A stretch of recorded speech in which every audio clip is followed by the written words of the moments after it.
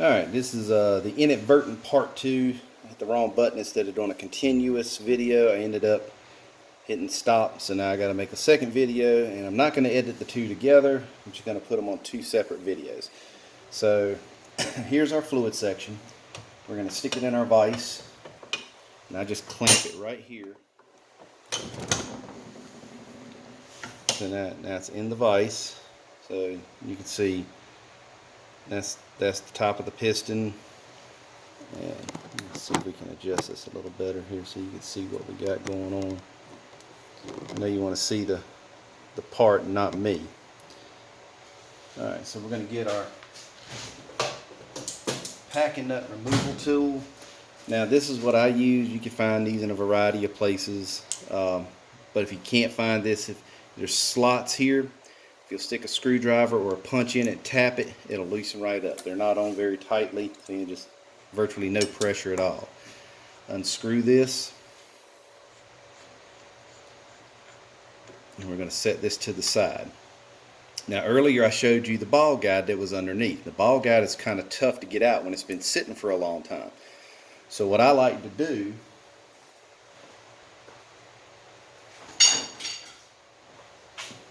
to knock that thing out, I put my hand under the bottom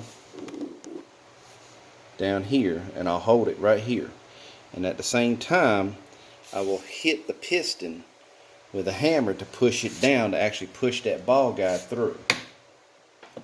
And the ball guide just came out.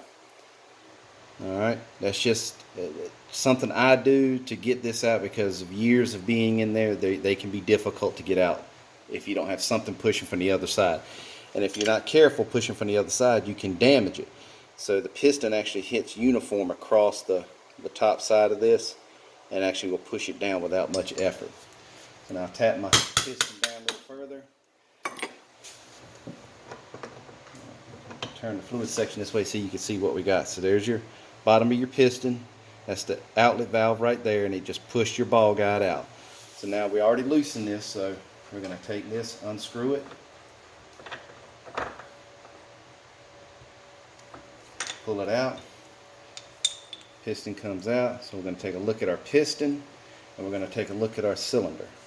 The cylinder, you just stick your finger inside, rub it around side to side, and see what you can feel. If it's nice and smooth, then you're fine. You can reuse it. Same thing with your piston. Clean it off, and then you want to feel the piston. Look at it. If there's no grooves or hourglassing, there's slight hourglassing on this. So we're probably going to put a new piston on it and go from there. So this time I'm going to hit pause and not stop, and then I'll be back with the parts to replace this with. Alright, after a conversation with the owner, he's decided he does not want to repair this machine because the cylinder needs to be replaced and the piston needs to be replaced. So the price for these parts are rather pricey for the age of the machine. He's just going to buy a new machine. But what I'm going to do is I'm going to take it apart and reassemble it just as if you were going to repack it, so that you can see what the process completely is. So from this point on, just pretend that these are new parts as well as the packings. So we're going to take our piston, we're going to take the old packings off, we'll put it in a vise. I'll turn it up like this so we can probably see it better. Maybe, no, maybe not. I'll turn it down a little bit here. And 3/4 inch wrench. We're just going to loosen this.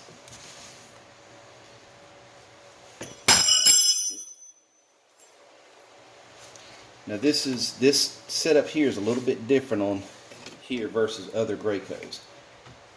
Your other Gracos have an outlet valve. The packings sit on it, screws into the piston.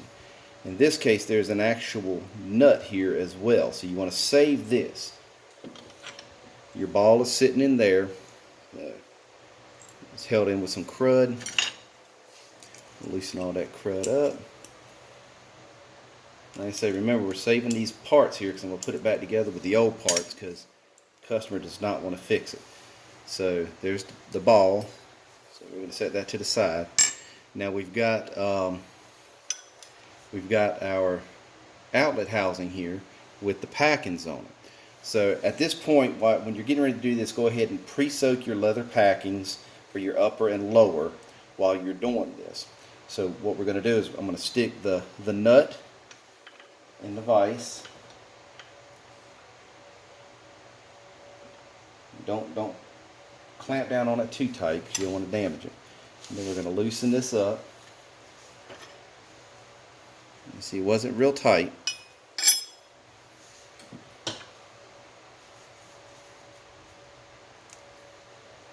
There's a little bit of Loctite on the nut here.